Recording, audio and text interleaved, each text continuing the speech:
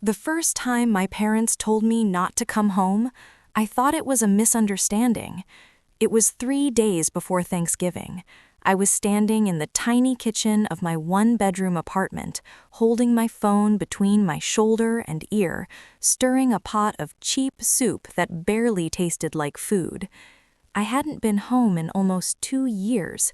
Life had been heavy, work was unstable, and loneliness had become a quiet roommate I never invited but couldn't get rid of. I smiled while dialing my mother's number. I imagined the familiar smells of roasted turkey, cinnamon, and burnt pie crust. I imagined sitting at the old wooden table, listening to everyone talk over each other like they always did. My mother answered on the third ring. "Mom," I said softly, "I was thinking I might come home for Thanksgiving." There was a pause. Not the kind where the signal drops, the kind where someone is choosing their words carefully. Then she said it. "Don't come home. Your sister doesn't want you there." I stopped stirring. The spoon slipped from my hand and clattered into the pot. "What?" I asked, certain I'd heard wrong. My father's voice came on the line, firm and final. "It's better this way. We don't want any tension. You understand, right?" I didn't understand, not even a little. "What did I do?" I asked. My voice sounded smaller than I remembered. No one answered right away.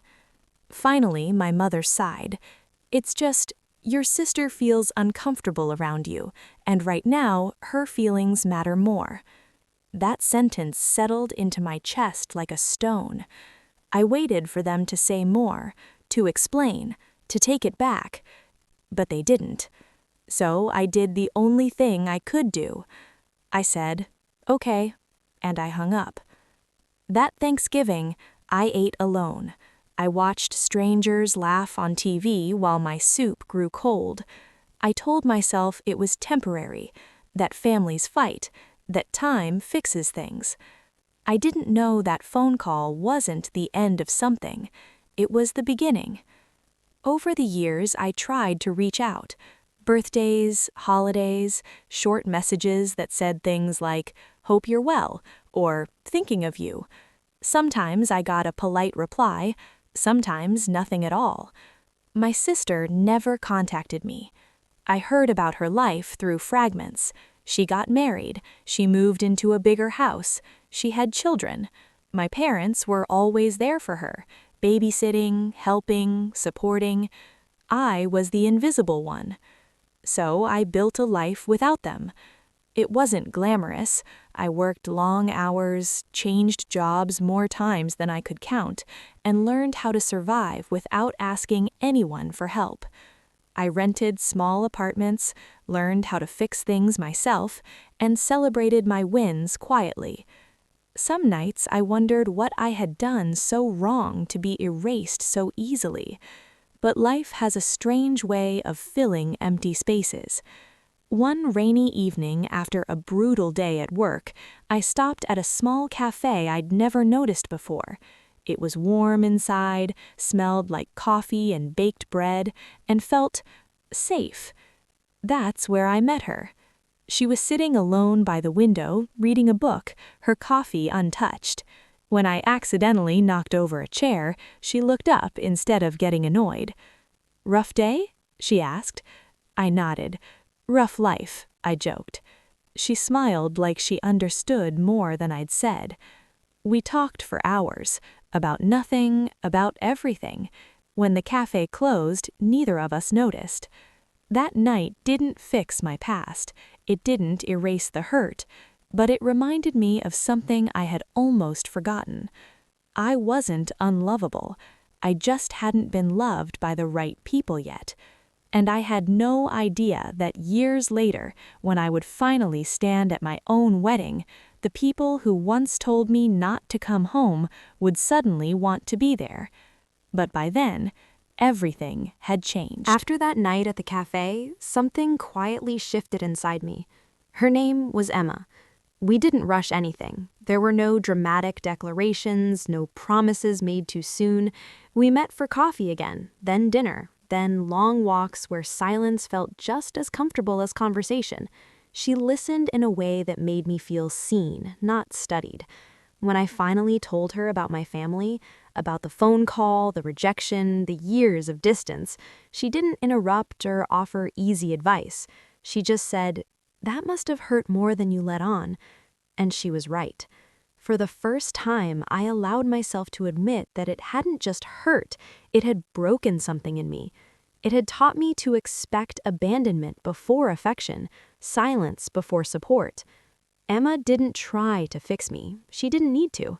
Instead, she showed up again and again, on bad days, on quiet days, on days when I pulled away out of habit. Months turned into years. I met her family slowly, cautiously. I was prepared for distance, for politeness that never turned warm, but her parents welcomed me like I had always been there.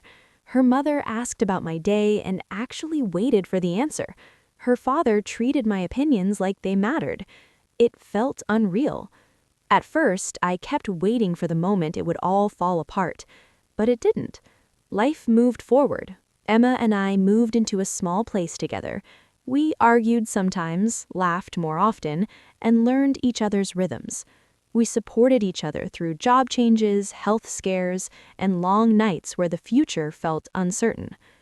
One evening, years after that Thanksgiving phone call, Emma sat beside me on the couch, scrolling through photos on her phone. "You know," she said casually, "my cousin's wedding is next month. Made me think about us." I felt my chest tighten, not with fear, but with something steadier. "What about us?" I asked. She turned to me, her expression gentle but serious. "I want a life with you, whatever that looks like." That night, I realized something important. Family wasn't just about blood. It was about choice. When I proposed to Emma, it wasn't elaborate. No crowd, no cameras, just us, standing in the same cafe where we first met. The owner pretended not to notice when Emma cried. She said yes before I even finished the question. Planning the wedding brought up things I hadn't thought about in years, like my parents, like my sister. I didn't plan to invite them, not out of spite, but because they hadn't been part of my life. I didn't know where they fit anymore. Emma never pushed. She just asked once, softly, "What do you want?" I didn't have an answer. Weeks before the wedding, while sorting through guest lists and seating arrangements, I got a message from an unknown number. It was my mother. The message read, "I heard you're getting married. Why didn't you tell us?" I stared at the screen for a long time. I wondered how she'd heard, who had told her, why now. I typed and erased several replies before finally sending one simple sentence. "I didn't think you'd want to come." The reply came quickly. "That's not true. We're your parents." I almost laughed. Years ago, I had wanted them to fight for me, to choose me, to ask me to come home. Now they were knocking at a door they had once closed, and I wasn't sure if I was ready to open it. I didn't reply right away. Not because I didn't know what to say, but because I knew exactly how much power a single sentence could hold. Years ago, their words had cut me out of my own family. Now, mine could do the same. That night, I told Emma about the message. She didn't react with anger or judgment. She just listened, her fingers gently tracing circles on the back of my hand. "What are you feeling?" she asked. "I don't know," I admitted. Part of me wants to ignore it. Another part keeps wondering, what if they've changed? Emma nodded slowly. "You don't owe them anything, but you do owe yourself honesty." That stayed with me. A few days later, I agreed to meet my parents. Neutral place, public, no expectations. When I walked into the restaurant, I recognized them instantly. Older, quieter, but familiar in a way that made my chest ache. My sister was there too. She barely looked at me. My mother stood up first. "You look different," she said, like she wasn't sure if that was good or bad. "So do you," I replied. We sat. Awkward silence filled the space between us. My father cleared his throat. "We didn't mean for things to go that way back then." Back then. like it was a misunderstanding, like it hadn't been a decision. "You told me not to come home," I said calmly. "You said my sister didn't want me there." My sister finally spoke. "I was stressed. It was a hard time." I waited. No apology followed. My mother reached for her glass. "We thought you'd understand." That was when something inside me settled.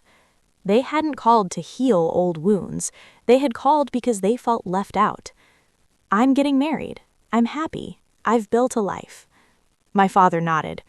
"We'd like to be there." I looked at them. Really looked. They weren't cruel people, but they had never learned how to take responsibility for the damage they caused. "I need time," I said finally.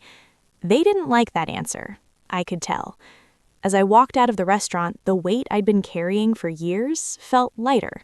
Not gone, but lighter. That night, Emma hugged me tightly. "Whatever you decide," she said, "I'm with you." Wedding plans continued. The venue was small, warm, filled with people who had shown up for us again and again. Emma's family, friends who had become family, laughter, shared memories, real love. Days before the wedding, another message came from my mother. "We're coming, whether you want us there or not." I stared at the screen, heart pounding. This time, I didn't hesitate. I replied, "If you come, it has to be with respect. No scenes, no rewriting the past." There was no reply. The morning of the wedding arrived faster than I expected. As I stood there, adjusting my tie, I wondered, had they listened? Or was this about to become another moment I'd never forget? The ceremony began under soft, golden light, the kind that makes everything feel calm, even when your heart isn't. Guests took their seats, music played gently in the background. I stood at the front, trying to focus on my breathing, telling myself that today was about love, not old wounds. Then I saw movement near the entrance. For a split second, my chest tightened. My parents had arrived. They stood there awkwardly, unsure if they should come in or leave. My sister was with them, arms crossed, eyes scanning the room like she was already uncomfortable. Emma noticed them too. She squeezed my hand once, just enough to say, "I've got you." They took seats in the back. No scene, no whispers, just presence. As the ceremony continued, I felt something unexpected. Peace. Not because they were there, but because their presence no longer controlled how I felt. When Emma walked down the aisle, everything else faded. Her smile, the way her eyes filled with emotion, the quiet joy in the room. It was everything I'd hoped for. We said our vows. We promised honesty, chosen family, showing up.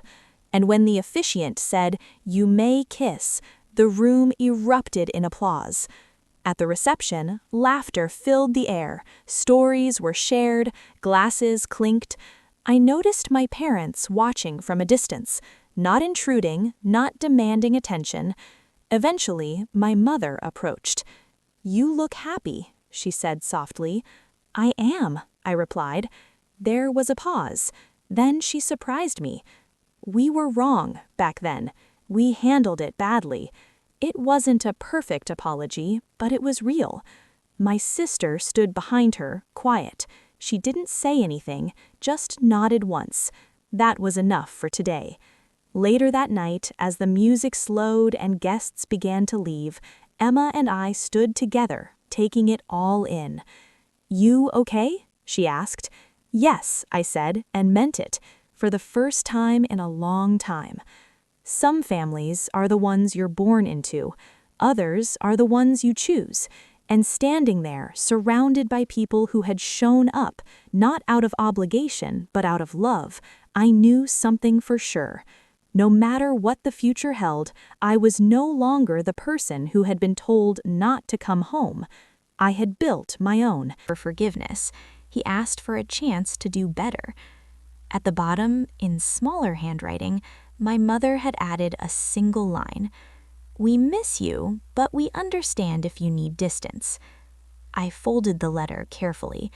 Something had shifted, not because they had changed overnight, but because they had finally stopped demanding their place in my life. Weeks later, my sister reached out. Her message was short, awkward, unpolished. I don't know how to fix what I broke, but I know I broke it. That was new. I didn't rush to reply. Healing, I was learning, doesn't move on deadlines. Emma and I talked late into the night about boundaries, about what forgiveness really means, about how family isn't erased by distance, but it is defined by behavior. In the end, I replied with honesty. I'm open to rebuilding, slowly, with respect. There was no instant reunion, no dramatic apology tour, just small steps. A coffee, a conversation, silence when needed. And through it all, one truth stayed clear. The family I built didn't disappear when my old one reappeared. Love isn't replaced. It's expanded when it's earned. And this time, I was choosing myself.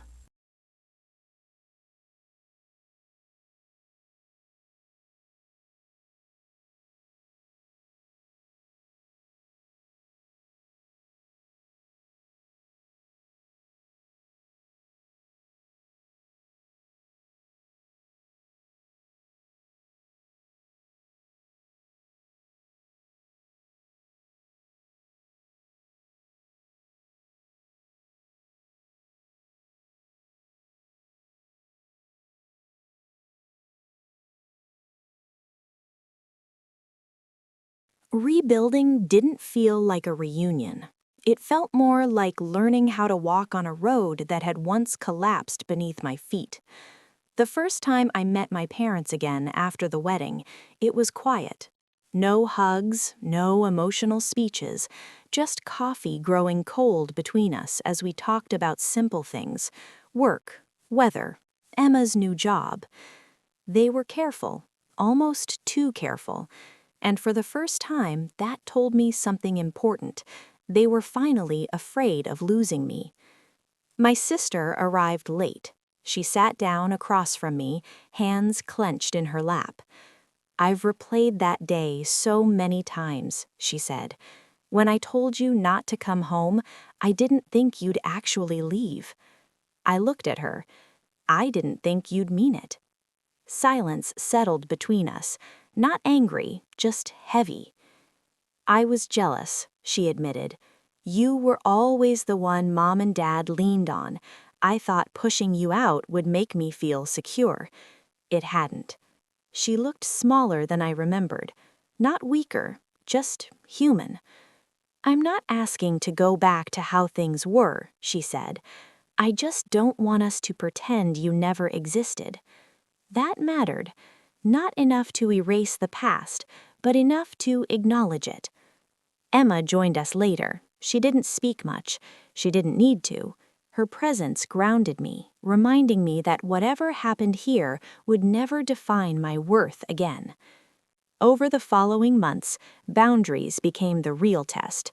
When my parents tried to give advice that felt like control, I pushed back, and they listened. When my sister crossed a line, I named it, and she apologized. Not every time, not perfectly, but differently. One evening, as Emma and I drove home from another visit, she asked, "Do you regret letting them back in?" I thought about it. "No," I said slowly, "because this time I didn't disappear to make them comfortable." And that was the difference. The past no longer held the power to rewrite my present. I wasn't coming back to a family that once rejected me. I was allowing people to meet the version of me who survived it. And if they wanted a place in my life now, it would be because they learned how to stay. Months passed, and the new rhythm of our lives settled in like a familiar song. Family dinners became occasional, not obligatory. Birthdays were celebrated, but on terms I set. My parents stopped expecting control. My sister stopped demanding attention, and I stopped holding grudges for every misstep they made. Emma and I found our own traditions, quiet ones that didn't rely on anyone else's approval. Saturday morning pancakes, late night walks, planning vacations that didn't involve anyone but us.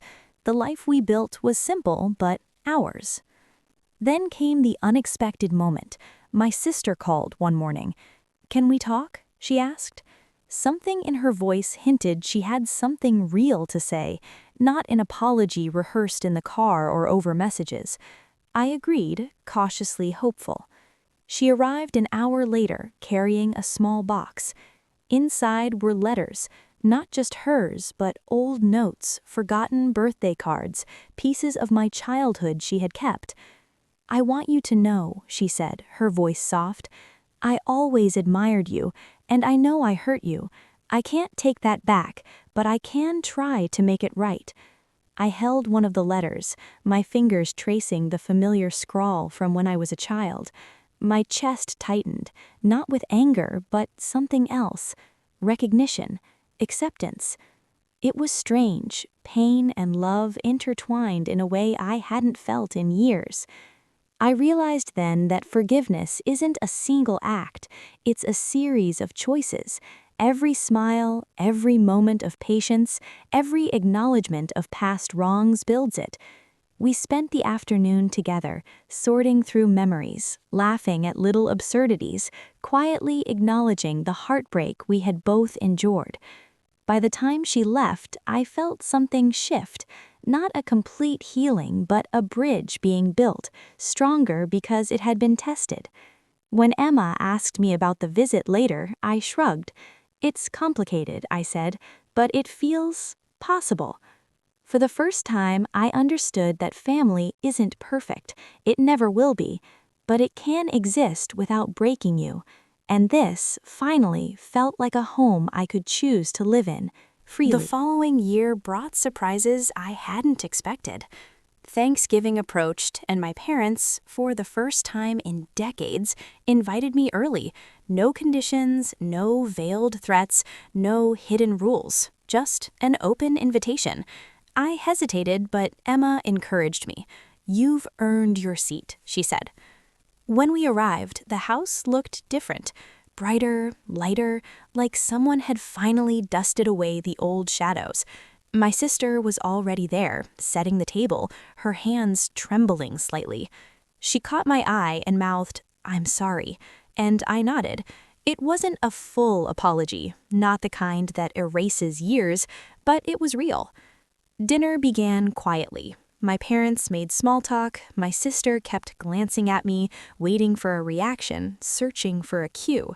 I didn't give one. I just lived in the moment, appreciating the ordinary miracle of a family meal without confrontation. Halfway through, my mother said something unexpected. "We missed you." No pretense, no conditions, just those 3 words. It hit me harder than I expected. For years, I had imagined them saying it, rehearsed every angry retort, every defensive line. But hearing it unguarded, unplanned, made my heart ache with relief and disbelief. I caught Emma's hand under the table. She squeezed it. "See?" she whispered. "This is what's possible." After dinner, we sat in the living room, drinking coffee and chatting about movies, books, and trivial events. For the first time, I didn't feel like an intruder. I felt like a guest in a house that was learning to accept me. That evening, my sister leaned in. "Thank you," she said, "for not giving up on me." I smiled. "We're learning," I said. And that was the truth. We were all learning. Learning to navigate love, mistakes, and forgiveness, not perfectly, but sincerely. In that moment, I realized something. Family doesn't need to be flawless to be meaningful. Sometimes it just needs a chance to grow. The months that followed were quiet but profound. Emma and I continued to build our life, but something had changed in the way I saw my family. No longer a source of constant anxiety, they were now a background presence. Sometimes supportive, sometimes distant, but never threatening. One afternoon, I received a message from my father. "Can we have lunch, just the 2 of us?" My first instinct was to refuse, but I remembered how far we'd come. the small bridges we'd built over the years. I agreed. At the restaurant, he looked nervous. The man I remembered as rigid and unyielding now fumbled with the napkin, avoided my gaze, but spoke with a gentleness I had never heard. "I know I made mistakes," he said slowly. "I wasn't always the parent you needed. I can't change the past, but I want to be better, for you." The words were simple, but heavy. After decades of distance, a crack had finally appeared in the walls between us. We spent hours talking, not just about regrets, but about ordinary life. Work, hobbies, news, movies. The conversation flowed naturally, a rare occurrence I had longed for. When we parted, he hugged me. No expectations, no conditions, just a father and daughter reconnecting. That night, I realized forgiveness is not about forgetting. It's about choosing to give someone a chance to change, a chance to be part of your life again. Emma smiled as I recounted the lunch. "Looks like your family is finally learning your language. Love on its own terms," she said. I nodded, understanding that love is not always about grand gestures. Sometimes it's the quiet acceptance, the willingness to sit and talk, the readiness to bridge the gap that matters most. Winter arrived, and with it, the season of celebrations. For the first time in years, I didn't dread family gatherings. Instead, I approached them with cautious optimism, curious to see how much had truly changed. Emma and I decided to host a small New Year's Eve dinner at our apartment. It wasn't extravagant, just a few friends, some wine, and homemade food. But the gesture was meaningful. It symbolized the new chapter we were creating. To my surprise, my parents showed up. And not just my parents, but my sister too. The air was tense at first, but I didn't let it unsettle me. We toasted to the new year. Laughter emerged gradually, shyly at first, then fully, like sunlight breaking through clouds. At one point, my sister pulled me aside. "I want you to know I meant it back at Thanksgiving. I want things to be different." I nodded, feeling a warmth I hadn't felt in decades. "We'll take it one step at a time," I said. The evening continued, a mix of stories, laughter, and the occasional awkward silence. But it was genuine. No facades, no pretenses, just people learning to be present for each other. When midnight struck, fireworks lit the sky outside. Emma and I held hands, feeling the weight of the past year dissolve into the night. In that moment, I realized that family, with all its flaws, misunderstandings, and past hurts, can still be the place where love finds its way back. And sometimes, the journey back is even more beautiful than the destination itself. Spring arrived, carrying with it a sense of renewal and hope. My parents invited me and Emma to a small garden party they were hosting. I hesitated. Old habits die slowly, but Emma encouraged me. "It's time to see how far things have come," she said. At the party, the garden was filled with flowers in bloom, the air fragrant and soft. My sister was there too, this time genuinely smiling, helping with decorations and snacks. As I sipped my tea, my mother approached. "I'm proud of how far you've come," she said softly, "and I want to try harder, to be better for all of us." Her words struck me deeply. All the tension, all the years of feeling unwanted seemed to settle like dust finally clearing from a sunlit room. Later, my sister asked me about my life, my dreams, and plans for the future. Her interest was sincere, and I realized that curiosity can be the beginning of understanding. We spent the afternoon sharing stories, laughing at old mishaps, and even reminiscing about childhood memories I had nearly forgotten. Emma whispered, "This is the life you deserve. Family, not as a battlefield, but as a circle that includes you." I smiled, watching my parents and sister interact, recognizing the fragile but growing bonds. For the first time, I felt that maybe, just maybe, we could heal completely, not overnight, but with patience, effort, and care. By early summer, things had shifted in ways I hadn't imagined. My parents and sister had started visiting more frequently, not out of obligation, but because they genuinely wanted to. I noticed little changes. My father leaving small notes of encouragement, my mother asking about Emma's cooking experiments, my sister calling just to share a funny story. One weekend, they invited Emma and me to their lake house. I hesitated, memories of past exclusions tugging at me, but curiosity won. Arriving there, I was struck by the warmth that radiated from the house. My sister had planned a small garden picnic, complete with my favorite pastries, something she had remembered from years ago but never acted on. Hello, viewers, I wanted to say if this were a story shared aloud. Have you ever experienced a time when someone you thought had given up on you suddenly remembered your favorite little things? Tell me where you are watching from. I'd love to hear your story. The afternoon was peaceful, filled with gentle laughter, shared meals, and heartfelt conversation. My parents even suggested a family photo, a small but significant gesture. By the time we left, I realized the gaps of the past had not disappeared entirely, but they were shrinking. Slowly, layer by layer, understanding and empathy were replacing resentment and hurt. I looked at Emma and whispered, "This is what patience and love can do. It turns strangers or even distant family into allies, into people who care." The drive back was quiet, but in that silence there was comfort, a recognition that sometimes life allows second chances, and when they arrive, we must be ready to embrace them fully.